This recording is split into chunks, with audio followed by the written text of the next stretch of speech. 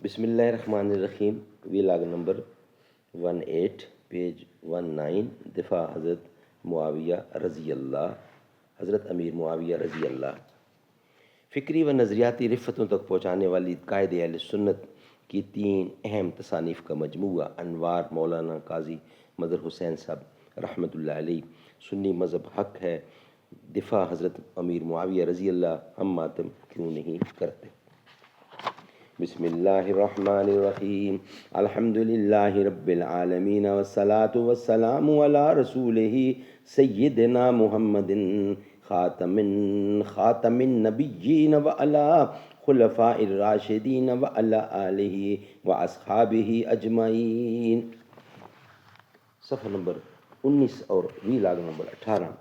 زباں پر مومنوں کے جب بھی ذکر تاجدار آئے تو اس کے بعد لازم ہے کہ ذکر 4 یار آئے.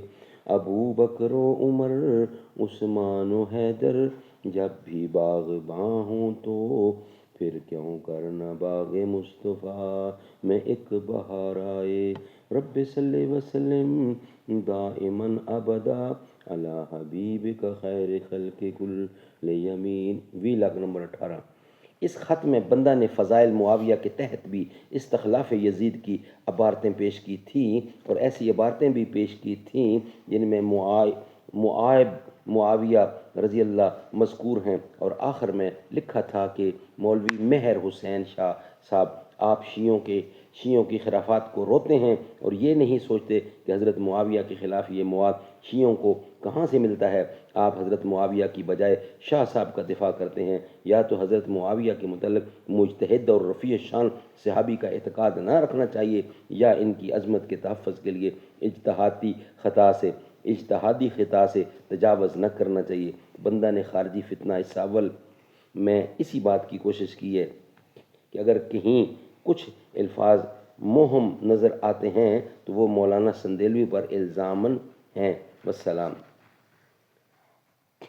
کھلی چٹھی کے اعتراضات کا جواب. مولوی مہر حسین شاہ صاحب بخاری صفحہ نمبر 2 پر لکھتے ہیں، مولانا قاضی صاحب مد ذلہ کا ہدف تنقید تو ناسبی فتنہ کے رکن رکین سندیلوی صاحب ہیں، مگر درمیان میں قریباً 1 درجن صفحات پر رئیس المحققین حضرت علامہ سید اللہ علی شاہ صاحب بخاری مد ذلہم پر بھی تبصرہ فرمایا ہے.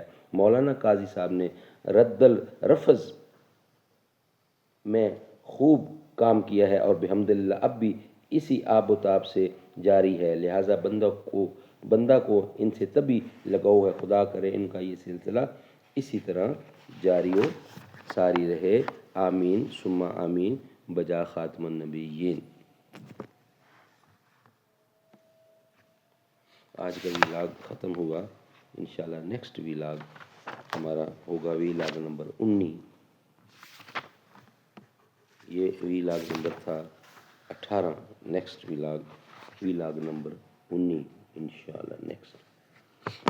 صدق اللہ العلی العظیم وصدق رسولہ النبی الکریم ونحن علی ذلک من الشاہدین والشاکرین والحمد للہ رب العالمین.